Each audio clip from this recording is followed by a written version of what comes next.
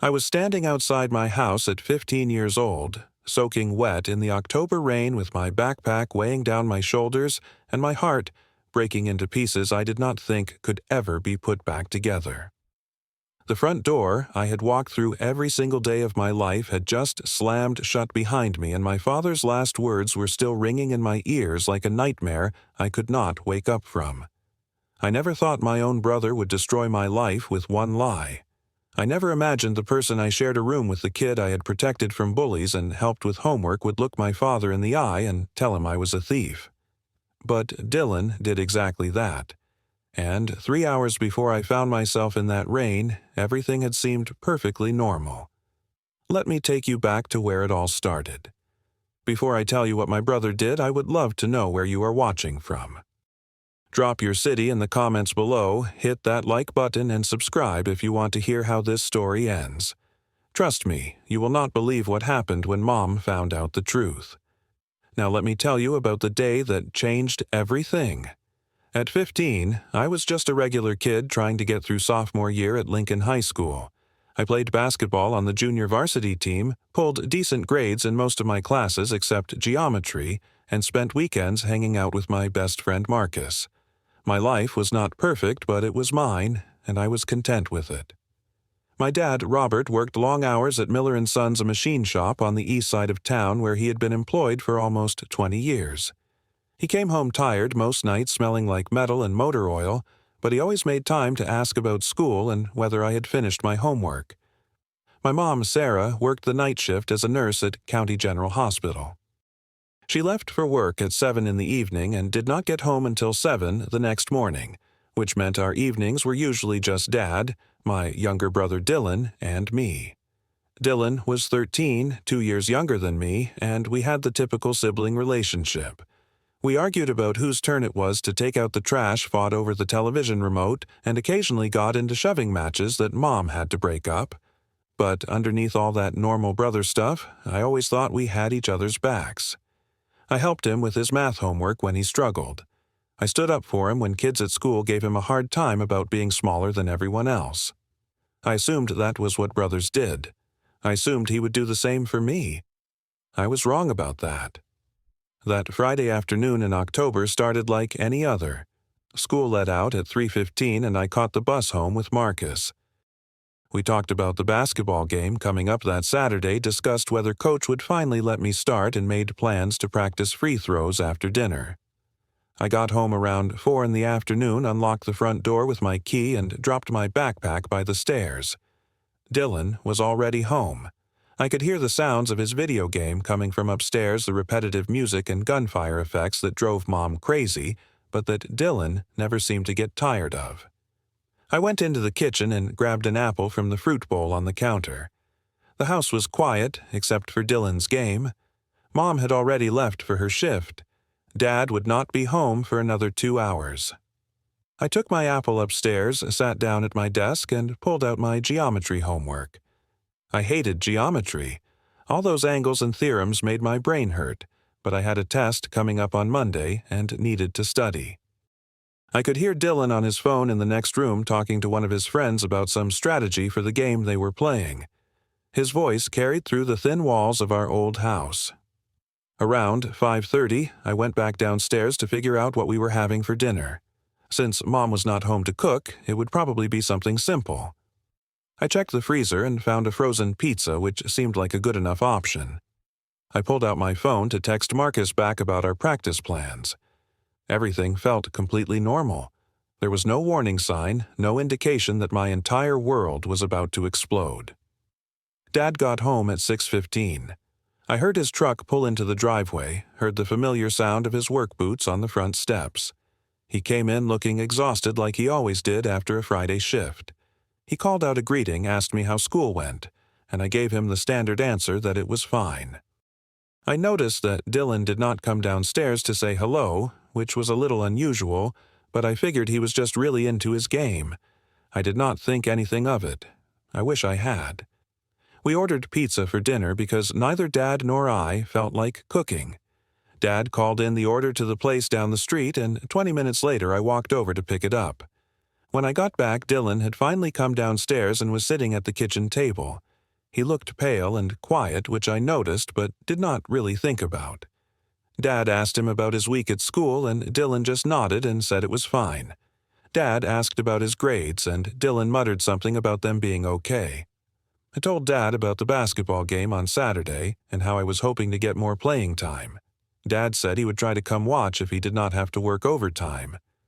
We ate our pizza mostly in silence, which was not that unusual for a Friday night when everyone was tired. After dinner, I went back upstairs to finish my geometry homework. I sat at my desk, struggling through problems about supplementary angles and trying not to fall asleep. It was 7:45 when I heard my father's voice boom up from downstairs. He was not just calling me. He was yelling. His voice had an edge to it that I had only heard a handful of times in my life, usually when I had done something seriously wrong. But I had not done anything wrong. At least, I did not think I had. I jumped up from my desk and hurried down the stairs, my heart already starting to pound. When I reached the living room, I found Dad standing in the middle of the floor, his face red and his jaw clenched. In his hand was his wallet, the brown leather one he kept on his dresser upstairs. Dylan was standing off to the side near the couch, looking down at the floor with his arms crossed over his chest. His face was pale, almost gray, and he would not look at me. Dad held up his wallet and asked me where his money was. I stared at him, completely confused. I had no idea what he was talking about. I told him I did not know. He opened the wallet and showed me the empty bill slot. He said he had $200 bills in there that morning, and now they were gone. He said Dylan had told him everything. He said Dylan had seen me go into their bedroom that afternoon and take the money from his dresser. I felt like the floor had dropped out from under me. I looked at Dylan, waiting for him to say it was a joke, waiting for him to tell Dad he was wrong. But Dylan just stood there staring at the carpet, saying nothing. I told Dad I did not take any money. I swore on everything I had that I had not been in their room. I had been in my own room doing homework since 4:30. Dad did not believe me. He said Dylan had no reason to lie. He asked me again where the money was. I did not know. I had no answer. I begged him to believe me, told him I would never steal from him. My voice was shaking. I could feel tears starting to burn behind my eyes, but I tried to hold them back. Dad said if I did not take the money, then who did? I said I did not know, but it was not me. Dad turned to Dylan and asked if he was absolutely sure about what he saw. Dylan nodded slowly and said yes. He said he saw me. I felt like I was living in a nightmare. This could not be happening. Dylan was lying. He had to be lying. But why would he lie about something like this? I could not make sense of it. Dad told me to come upstairs so he could search my room. I followed him up the stairs with Dylan trailing behind us. My hands were shaking. Dad went straight to my backpack and dumped everything out on my bed. Books, notebooks, pens, my gym clothes, all of it scattered across my blanket. He searched through every pocket. He found nothing. He opened my desk drawers and rifled through them. He checked under my mattress. He looked in my closet, in my shoes, everywhere. There was nothing to find because I had not taken anything. When he did not find the money, Dad said I must have hidden it somewhere else or already spent it. I told him I had not gone anywhere. I had been home all afternoon and evening. I had not left the house except to pick up the pizza. Dad asked Dylan one more time if he was certain. Dylan said yes, he was certain. He said he saw me go into their room around 4:30 and come out a few minutes later. He said he saw me put something in my pocket. Every word Dylan spoke felt like a knife in my back. I looked at my brother and asked him why he was doing this. He did not answer. He just kept staring at the floor. Dad said he was extremely disappointed in me. He said stealing was bad enough, but lying to his face made it so much worse. He said he raised me better than this. I felt the tears spill over then. I could not help it. I told Dad I was not lying. I begged him to believe me. But he did not. He said I was grounded for a month. No going out, no phone, no nothing. He told me to hand over my phone right then. I pulled it out of my pocket and gave it to him, feeling like I was losing my last connection to the outside world. Dad said he would discuss this with Mom when she got home from work, But for now, I needed to go to my room and think about what I had done. I wanted to scream that I had not done anything. I wanted to shake Dylan and make him tell the truth. But I just stood there frozen. Dylan finally looked up at me for just a second, and I saw something in his eyes. It was not guilt. It was not sadness. It was something else, something I could not quite identify. Then he looked away again. Dad sent us both to our rooms. I walked into mine and shut the door. I sat on my bed surrounded by all my stuff that Dad had thrown around during his search and tried to understand what had just happened. Why would Dylan do this to me? I thought back over the past few weeks, trying to remember if we had fought about something big. Nothing came to mind. We had the usual stupid arguments, but nothing serious. Then I remembered something. About a week ago, Dylan had asked me to lend him money to buy a new video game. It was $40, and I had said no because I was saving up for new basketball shoes. Dylan had seemed annoyed, but not furious. Could he really be that angry over $40? It did not make sense. This was too extreme, too cruel. I sat there in my room feeling more alone than I had ever felt in my life. Around 8:30, I heard Dad on the phone downstairs. His voice was loud and stressed. I could not make out all the words, but I caught enough to understand he was talking to his brother, my Uncle Pete. Dad had promised to lend Uncle Pete money for a car repair. It sounded like that was what the $200 was for. Now Dad could not help him. I heard Dad say something about being let down by his own son. The guilt and shame washed over me even though I had done nothing wrong. This was not just about money missing from a wallet. This was about Dad's promise to his brother about his reputation about trust. About 20 minutes later, Dad came upstairs. He knocked on my door, but it was not a gentle knock. It was hard and angry. He opened the door before I could even say anything. His face was even redder than before. He said he had just talked to Uncle Pete and explained what happened. He said Uncle Pete needed that money by tomorrow, and now Dad looked like a liar. He said this was bigger than I realized. I tried to explain again that I did not take the money, but Dad cut me off. He said he could not even look at me right now. Then he said something that made my blood run cold. He told me to pack a bag. He said I was going to stay somewhere else for the night. He said I could come back when I was ready to tell the truth. I asked him where I was supposed to go. He said he did not care. He said to call one of my friends. He said I had 10 minutes to pack my things. I panicked. I did not have my phone. I asked if I could use it to call someone. Dad handed me my phone with a cold expression on his face. I called Marcus, but he did not answer. It was late on a Friday night. He was probably already asleep. I tried 2 other friends from the basketball team. No answer. No answer. Outside, I could hear rain starting to fall. It had been cloudy all day, and now the storm was finally coming. I went back downstairs and told Dad I could not reach anyone. I begged him to let me stay. I told him it was raining. Dad just shook his head. He said I should have thought about that before I stole from him and lied about it. I looked over at Dylan, who was standing in the doorway of the living room. He looked terrified now, like he had not expected things to go this far. I asked him why he was doing this to me. He did not say anything. He just turned and walked away. Dad picked up my backpack and shoved it into my arms. He walked me to the front door and opened it. The rain was coming down hard, hitting the porch in heavy drops. I could hear thunder rumbling in the distance.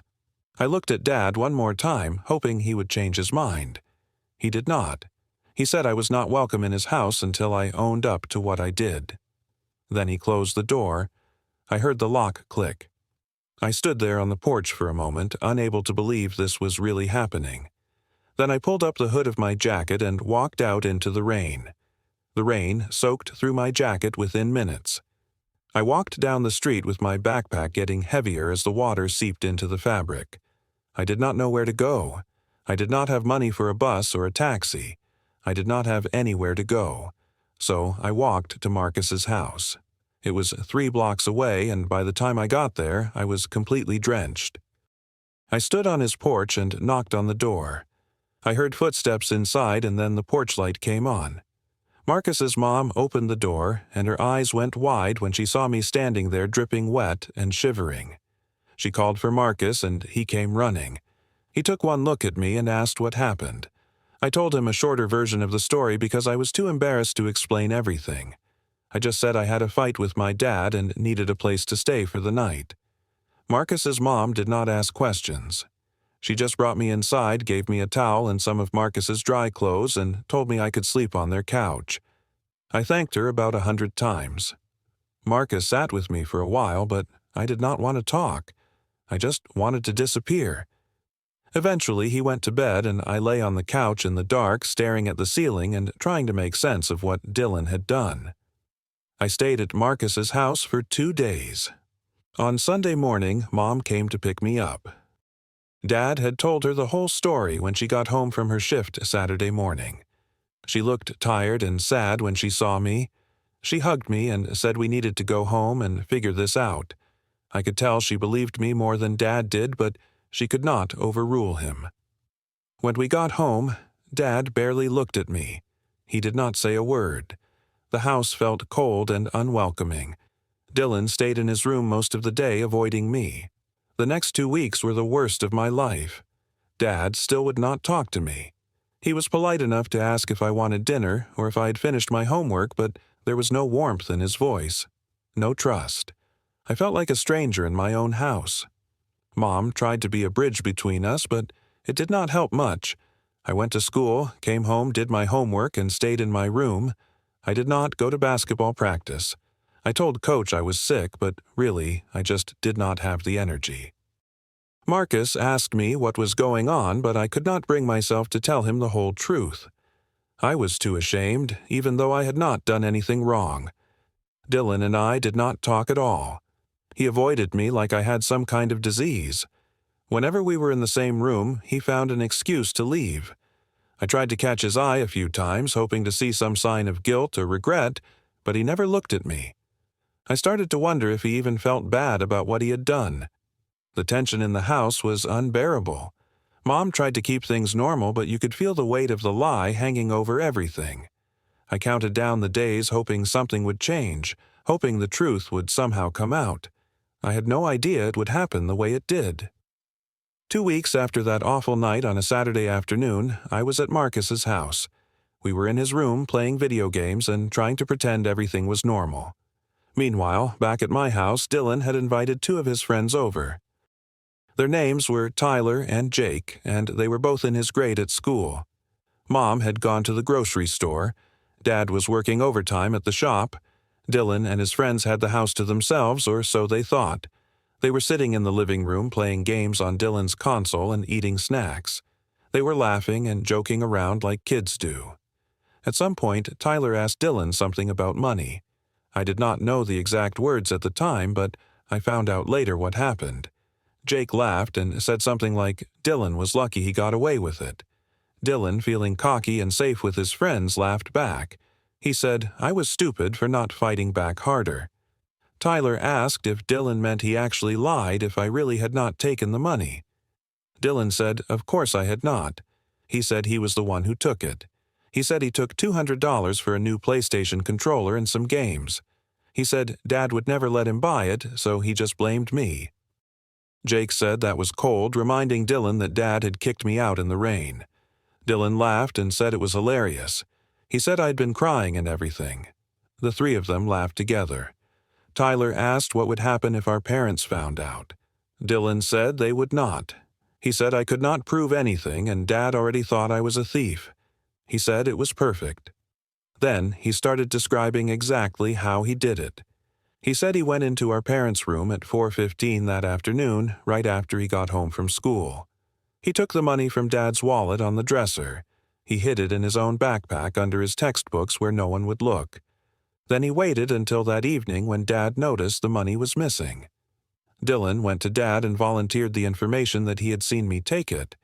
He knew Dad would believe him because Dad always thought Dylan was the younger, more innocent one. Jake asked what Dylan was going to do about me now. Dylan said nothing. He said he would just let me suffer. He even joked that maybe I would move out when I turned 18 and he could have our room to himself. They all laughed again. What none of them realized was that Mom had come home. She had finished her shopping earlier than expected and had parked in the driveway. She came in through the front door quietly carrying bags of groceries. She heard voices in the living room and started to walk toward the kitchen. Then she heard Dylan's voice saying my name. She stopped and listened. She heard everything. She heard Dylan confess to the lie. She heard him laugh about what he had done to me. She heard him describe how he framed me and got me kicked out of the house. She stood there in the hallway, frozen, listening to her youngest son brag about destroying his brother's life. When Dylan finished his story and his friends finished laughing, Mom stepped into the living room. She said his name. Just his name. Dylan. He turned around and his face went white as a sheet. Tyler and Jake froze. They knew immediately that they had been caught. Mom's face was a mix of shock, hurt, and fury. She told Tyler and Jake to leave. She did not yell. She did not have to. Her voice was calm but absolutely terrifying. The two boys grabbed their stuff and practically ran out of the house. Then Mom turned to Dylan. She asked him to tell her she did not just hear what she thought she heard. Dylan tried to stammer out an excuse. He said he could explain. Mom cut him off. She asked him if he lied, if he let his father kick his brother out in the rain, if he had been lying to them for 2 weeks. Dylan could not answer. He just stood there with tears starting to roll down his face. Mom pulled out her phone and called Dad. She told him he needed to come home right away. She said they needed to talk about Dylan. I could hear the urgency in her voice even through the phone. Dad asked what was wrong, and Mom said he just needed to get home. She hung up and stood there looking at Dylan waiting. Dylan tried to apologize, but Mom held up her hand. She said they would wait for Dad. The next 20 minutes were the longest of Dylan's life, I imagine. He sat on the couch crying while Mom stood in the kitchen putting away groceries with shaking hands. Neither of them spoke. Dad made it home in less than 20 minutes. He came through the door looking worried and confused. Mom met him in the hallway and told him everything she had heard. She repeated Dylan's confession word for word. Dad's face went through a series of emotions. First confusion, then disbelief, then dawning horror, and finally anger. He called Dylan into the living room and asked him if it was true. Dylan could not lie anymore. He nodded and whispered that it was. He admitted he took the money. He admitted he lied and blamed me. He admitted everything. Dad's anger at Dylan was even greater than it had been toward me. But underneath the anger, I later learned, was an enormous weight of guilt. He realized he had thrown his innocent son out of the house in the rain because he believed a lie. He realized he had spent 2 weeks treating me like a criminal when I had done nothing wrong. He pulled out his phone and called Marcus's house. He asked to speak to me. Marcus handed me the phone looking concerned. Dad's voice was different this time. It was heavy with regret. He asked me to come home. He said there was something I needed to know. I walked back home not knowing what to expect. When I came through the door, I found Mom, Dad, and Dylan all in the living room. Mom immediately came over and hugged me. She said she was so sorry. She kept saying it over and over. Dad stood up from his chair. He looked at me and I saw his eyes were red. He said he was sorry. He said he should have believed me. He said there was no excuse for what he did. I did not know what to say. I was relieved, but I was also hurt. The damage had been done. The past 2 weeks could not be erased. Dylan sat on the couch, his face in his hands. Dad told him to apologize to me. Dylan looked up and said he was sorry. His voice was so quiet I could barely hear it. I looked at him and did not say anything. I did not know if I could forgive him. Not right then. Dad announced Dylan's punishment. He was grounded for 3 months. No leaving the house except for school.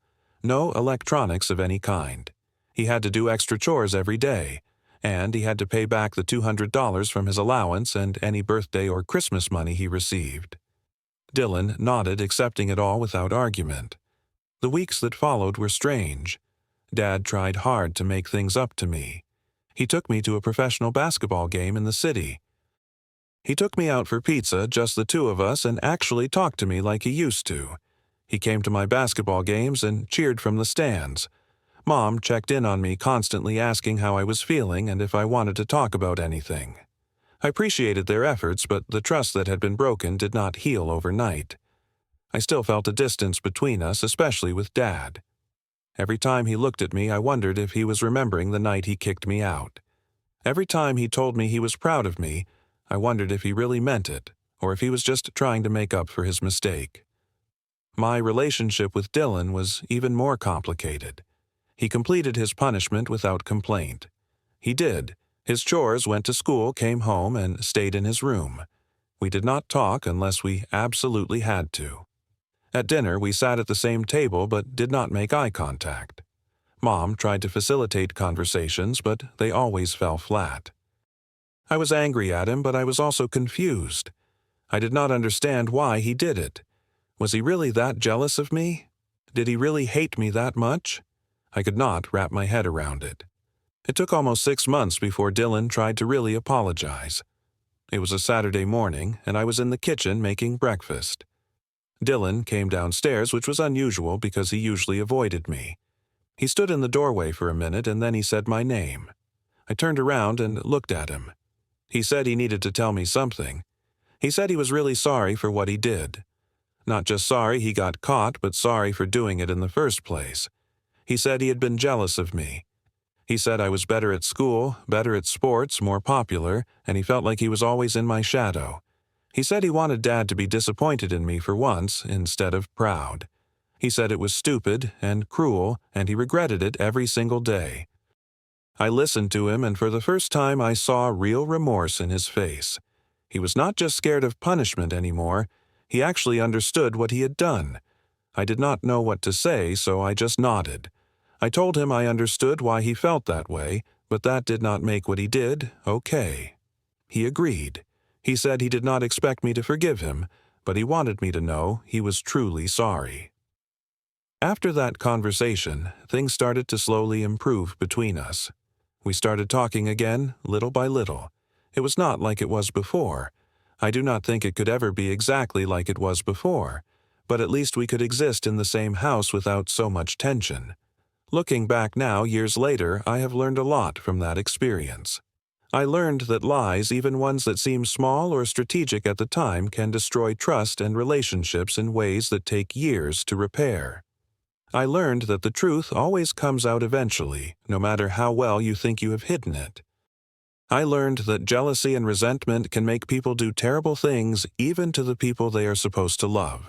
And I learned that forgiveness is not something you give because the other person deserves it. You give it because you need peace for yourself.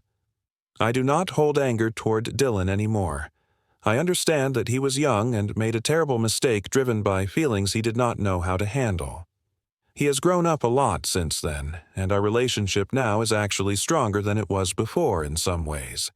We talk more honestly. We do not take each other for granted. But I will never forget the feeling of standing in the rain that night feeling completely abandoned by my own family. I will never forget the 2 weeks of being treated like a criminal in my own home. Those experiences changed me.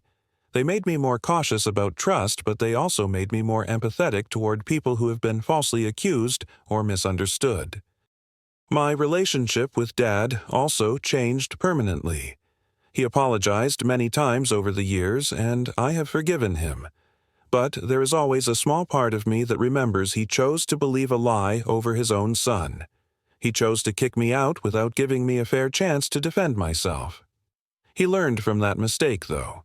He became a better listener, more careful about jumping to conclusions. He learned to hear both sides of a story before making judgments. In a way, that night taught all of us important lessons, even though the cost was high. The most important thing I learned is to always stand by the truth, even when no one believes you. There were moments during those 2 weeks when I wondered if I should just confess to something I did not do just to make the tension go away. But I did not. I held on to the truth because it was all I had. And in the end, the truth did come out. It always does. Maybe not immediately, maybe not in the way you expect, but it comes out. And when it does, you want to be on the right side of it. I also learned about forgiveness, real forgiveness. Not the kind where you just say the words but still hold on to resentment. The kind where you actually let go of the anger because carrying it around hurts you more than anyone else. Forgiving Dylan was hard. Forgiving Dad was hard. But holding on to that anger would have poisoned my life. So I chose to let it go, not all at once, but gradually over time. And that choice gave me freedom. It gave me peace. It allowed me to move forward instead of staying stuck in that painful moment forever. Today, my family is closer than we were before all of this happened. We learned to communicate better. We learned not to make assumptions. We learned the value of trust and how fragile it can be. Dylan and I are actually close now. We talk about real things, not just surface-level stuff. He is genuinely sorry for what he did, and I have genuinely forgiven him. Dad and I have rebuilt our relationship, and it is solid now. Mom, who was always the steady presence holding us together, is relieved that we made it through that storm. But I want to leave you with this thought. The worst part of that experience was not being kicked out in the rain. It was not even being falsely accused. The worst part was feeling betrayed by people I loved and trusted. That is a pain that cuts deeper than any physical hardship. But the best part, the part that makes the whole story worth telling, is that even the deepest wounds can heal. Not because the scar disappears, but because we learn to live with it, to grow around it, and to become stronger because of it. That rainy night taught me more about family truth and forgiveness than any lesson I could have learned in a classroom. And sometimes the hardest storms are the ones that help us grow the strongest roots. So let me ask you, have you ever been in a situation where someone lied about you and people believed them? How did you handle it? Drop your answer in the comments below. If this story resonated with you, please hit that like button and subscribe to hear more real stories about life, family, and the lessons we learn along the way. Share this video with someone who might need to hear it. Thank you so much for listening to my story. I hope it reminded you that truth and forgiveness are powerful forces that can heal even the deepest wounds. Take care of yourselves and the people you love. Until next time.